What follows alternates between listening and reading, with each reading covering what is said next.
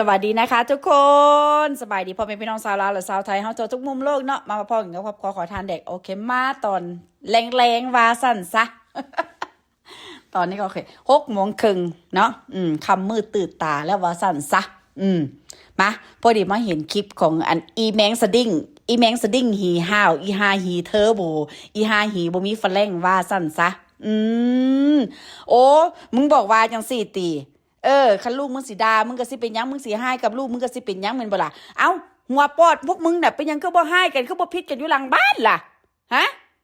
เป็นหยังบ่สู้จะค่อยให้กันจะค่อยมาพิดกันอยู่น้ำหน้าโลกโซเชียลล่ะอีห่านี่จะแม่นเว้าบ่ฮู้จักความเนาะหูแตกตาแตกมึงบ่เห็นบ่อันนี้มันคือโลกโซเชียลอีหมอนอีหาภาคยองซีนมึงฮะบัดเวลาที่ว่าโอเคมึงด่ากันกับลูกมึงเนี่ยนะมึงเสียจังได๋กับเรื่องของโคตรพ่อโคตรแม่มึงอันนั้นมันลูกมึงเลือดเนื้อเสื้อไขของมึงนะแต่ว่าพวกมึงเอาออกมาว่าในโลกโซเชียลได้เป็นอย่างพวกกูจะคอยสิบ่มีสิทธิ์ฮะกูถามมึงเด้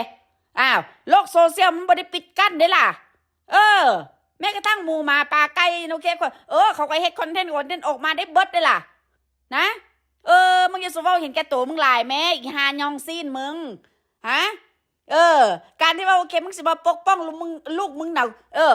มันก็บ่ผิดดอกนะแต่ว่าความปากความเว้าของมึงเนี่ยนะมันคัดตัวส้นตีนพวกกูมึงเข้าใจบ่ฮะว่าลูกมึงเฮ็ดอีหยังแด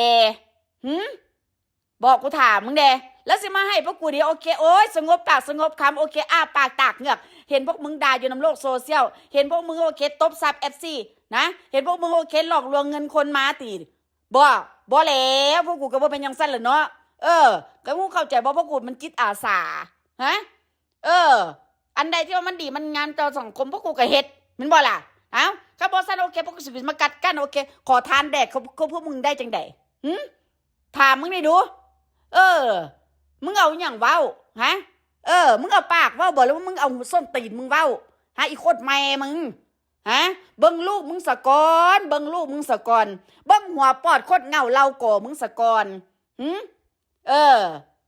คันว่ามึงบ่ตุ้มคันว่ามึงบ่หุ้มกับลูกมึงอีลูกทรพีน่ะแล้วเป็นผู้ใดสิไปตุ้มลูกมึงกูถามมึงเด้ฮะมึงก็ต้องไปตุ้มลูกมึงแม่นบ่ล่ะคือกันกับไก่นั่นแล้วเอาสิฟักกอกฟักไก่จังสิเอา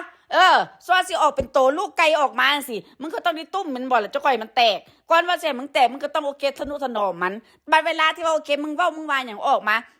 มึงสั่งสอนลูกมึงดีบ่ล่ะฮะกูถามมึงเด้ฮะเปรียบเทียบกันง่ายๆซะนะ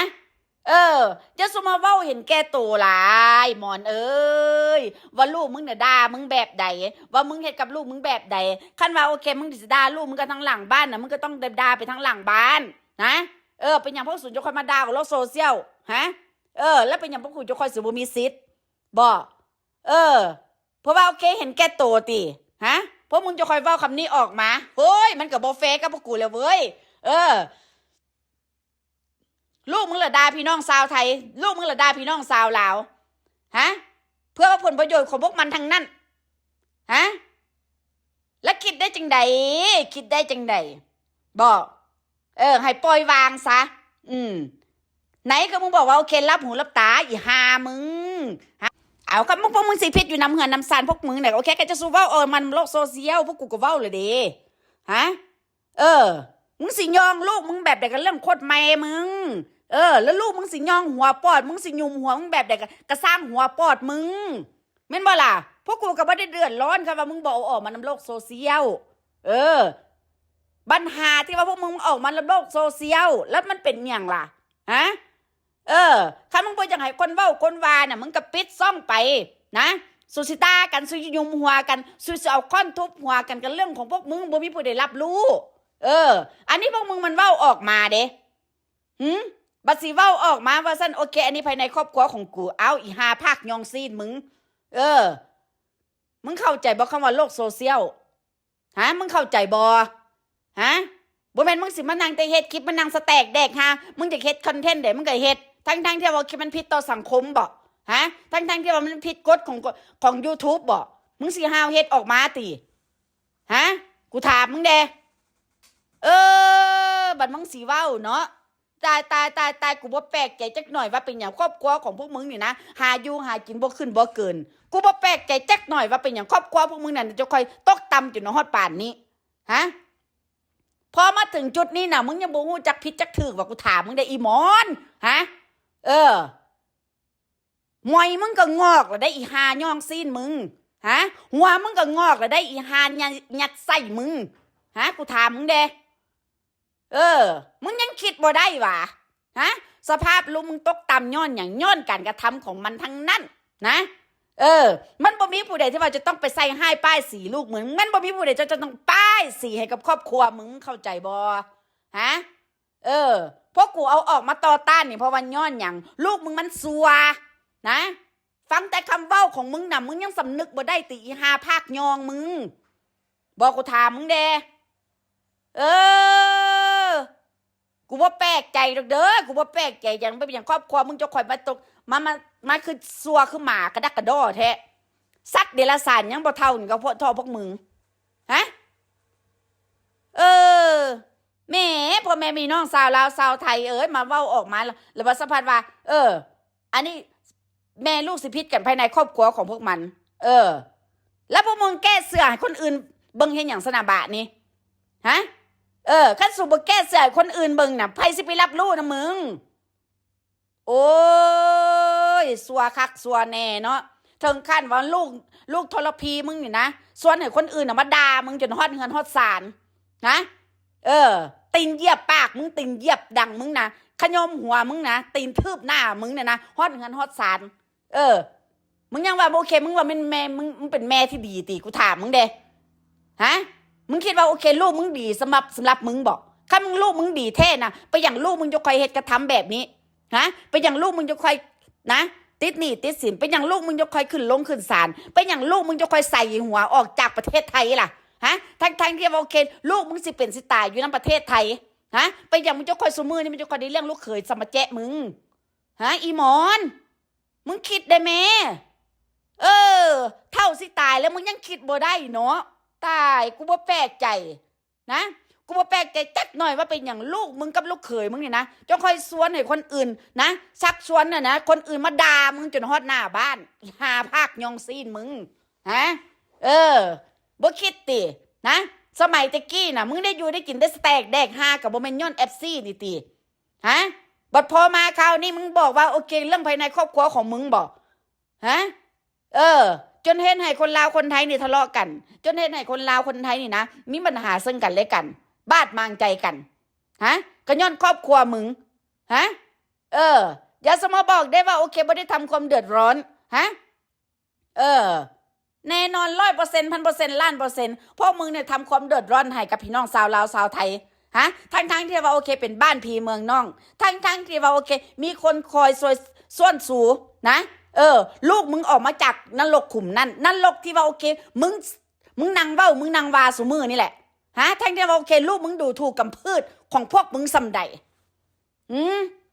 แล้วมึงสิมาย้อนขี้กับพวกกูตีบ่แล้วพวกกูก็บ่รับแล้วไปสิรับโคตรแม่มึงหยังกูถามมึงเด้คันมึงดีเท่นะมึงเอาลูกมึงน่ะใส่ตะกร้าล้างหน้าให้พวกกูเบิ่งแม่ฮะมึงมีปัญญาบ่อีหาภาคยองซีนมึงมีปัญญาใส่หนี้ลูกมึงบ่มึงมีปัญญาบ่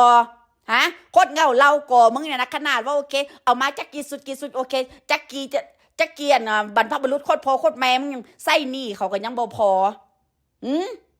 กูว่าแต่เฉพาะครอบครัวมึงเด้อกูสิบอกมึงให้มึงจำใส่กะลาวหัวมึงไว้ว่าตราบใดที่ว่าพวกมึงยังว่อนอยู่ในโลกโซเชียลพวกกูก็มีสิทธิ์เว้า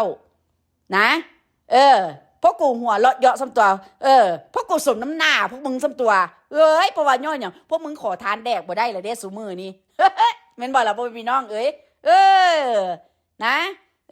ก่อนสิเว้ากับคนอื่นน่ะนะแหนมเบิ่งเงาหน้าโคตรเงาสักกะลาดมึงซะก่อน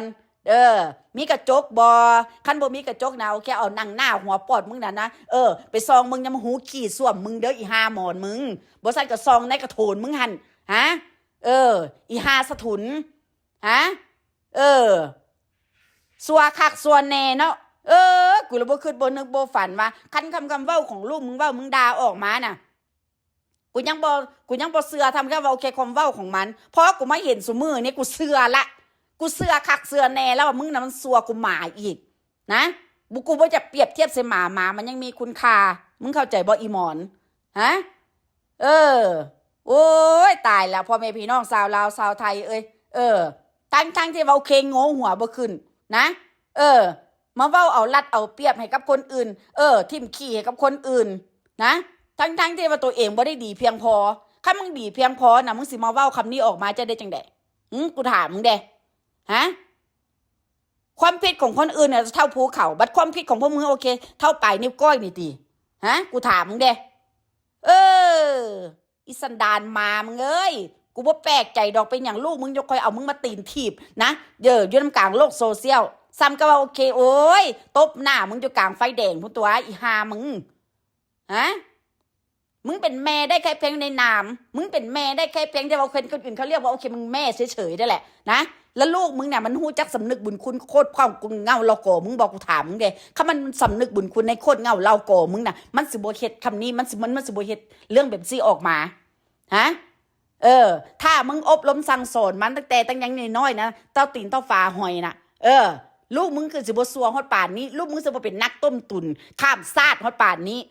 มึงเข้าใจแล้วบ่บาทนี่น่ะฮะมึงอย่าลืมได้ว่าลูกมึงเนี่ยนะแพ้คดีมาลูกมึงขึ้นศาลลูกมึงเป็นโจรลูกมึงเป็นจำเลยนะมาจากประเทศไทยนะมึงสิคัดเก่าจังได้มันก็บ่ข่าวสะอาดเด็ดขาดอยู่นำประเทศลาวกูสิบอกมึงให้นะสังคมลาวน่ะมันเป็นแบบใดมึงก็ฮู้จักดีบ่แม่นติฮะขนาดว่ามึงอยู่บ้านนาทาสน่ะนะมึงยังบ่มีคนคบเลยอีหมอนอีหาภาคยองซีนมึงฮะแม่นบ่ล่ะพ่อพี่น้องเอ้าตอนนี้แหละว่าจังจะพ่อกันใหม่พี่น้องผิดพลาดประการใดขอโทษขออภัยคันแขวว่าซั่นซะอีหาภาคยองซีนเป็นตาตินเตะมึงเน่ะโอเคเข้าโกไผมึงเนาะมีหลานกับหลานบ่เต็มบ้านมีลูกกับลูกซัวลูกซัวแท้ซัวว่าบ่ฮู้จักคุณเข้าคุณน้ำคนที่ว่าโอเคเคยซอยเหลือลูกมึงมานะหัวปอดมึงก็คือกันมึงบ่ฮู้จักคุณเข้าคุณน้ำทั้งที่ว่าแอปซี่น่ะเคยซอยเหลือมึงมาก่อนแม่นบ่ล่ะพ่อแม่พี่น้องเอาอะไรไปพ่อกันใหม่พ่อพี่ประการในขอโทษขออภัยแล้วไว้เจอกันใหม่นะคะทุกคนสำหรับมื้อนี้โอเคนอนหลับฝันดีนะจ๊ะบ่ต้องซีเรียสนะขอแต่ว่าโอเคมื้ออื่นเฮานะมาจวดกันใหม่ซะตัวพ่อพี่น้องขอให้ทุกคนโอเคเฮงๆรวยๆเด้อสำหรับมื้ออื่นนะขอน้องพ่อพี่น้องนะขอให้ทุกคนถูกหวยรวยเบอร์ว่าสั่นซะคนดีผีคุ้มเนาะพ่อแม่พี่น้องแต่ว่าคนซัวๆคนเลวๆก็อย่างกับพวกมันน่ะว่าวายบ่มีทางซะละเนาะเอาโอเคบ๊ายบายจ้า